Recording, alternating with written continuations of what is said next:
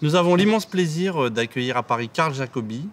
historien à Columbia University, pour une journée d'études autour de son œuvre qui va réunir 10 chercheurs français ici, à Red Hall, aux 4 rue de Chevreuse, dans le 6e arrondissement de Paris, le 21 mai, toute la journée. Alors Carl Jacobi est un historien tout à fait passionnant, qui mérite d'être connu en France à notre avis, à la fois par son écriture, entraînante, accessible, donc très saisissante, et puis par ses objets d'études eux-mêmes. Il a fait 3 ouvrages à l'heure actuelle, dont 2 ont déjà été traduits en français. En 2013, l'ouvrage des ombres à l'aube, et en 2018, donc récemment, L'esclave qui devint millionnaire. Donc ces 2 livres ont été traduits chez Anacarsis. Et le 3e, Crimes Against Nature, est en cours de traduction également aux éditions Anacarsis. Dans Crimes Against Nature,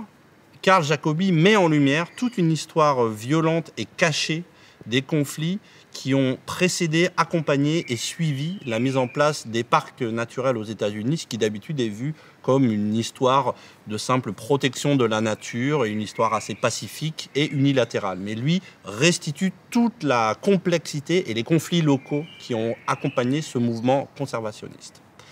Dans son 2e ouvrage, Des ombres à l'aube, qui est donc paru en 2008 en anglais et traduit en français en 2013, il suit cette fois-ci les détails minutieux d'un massacre d'Apaches survenu dans l'Arizona en 1871. Et à l'occasion de ce travail, il rejoue toutes les actions, mais aussi le travail mémoriel engagé autour de l'événement par les différents protagonistes, et ces mémoires étant violemment antagonistes elles-mêmes.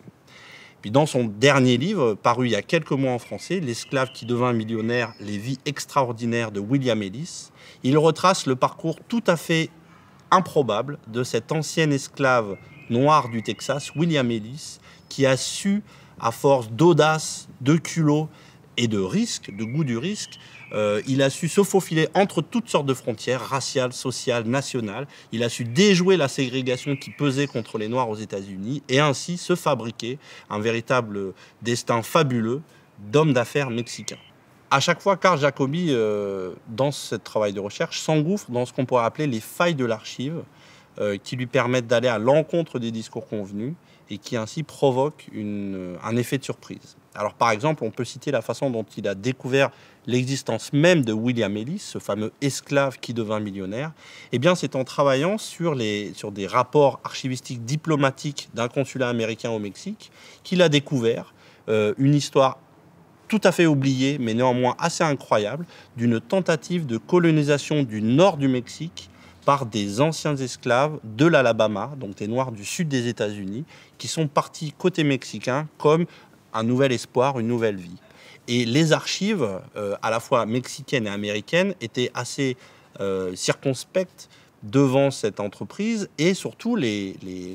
représentants américains et mexicains se demandaient quelle était l'identité de cet mystérieux entrepreneur, philanthrope, qui avait monté cette expérience tout à fait inédite. Et c'est à force de ténacité, de recoupement, que peu à peu, Jacobi a compris que cette personne qui tantôt était appelée Guillermo Eliseo, d'autres fois William Ellis, d'autres fois William Eliseo, etc., finalement était une seule et même personne qui était un ancien esclave américain lui-même, qui avait masqué cette identité en parvenant à passer pour un riche homme d'affaires mexicain. D'autre part, ce livre est également, et tous ses travaux en règle générale, sont traversés par la question de la violence de l'histoire, cette violence qui pèse jusqu'à nos jours sur les vaincus d'hier, dont les voix sont le plus souvent absentes des archives, absentes des livres, et finalement l'histoire est essentiellement une histoire des vainqueurs. Eh bien, ce que fait Jacobi dans chacun de ses livres, c'est qu'il essaye finalement de ressusciter ces voix oubliées du passé. Et pour ça, il n'hésite pas à faire feu de tout bois d'un point de vue méthodologique dans ses lectures d'archives, dans ses enquêtes de terrain, etc., etc. C'est justement pour cette raison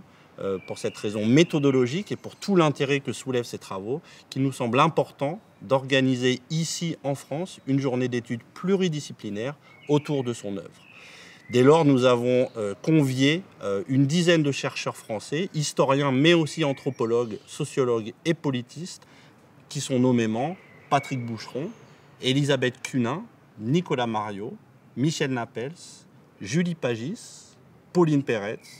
Emmanuel Pérez-Tisserand, Nicolas Renaï, Johanna Siméan Germanos et Paul Shore. Donc venez nombreux et nombreux, l'entrée est libre et gratuite et ça va être une très belle journée en perspective.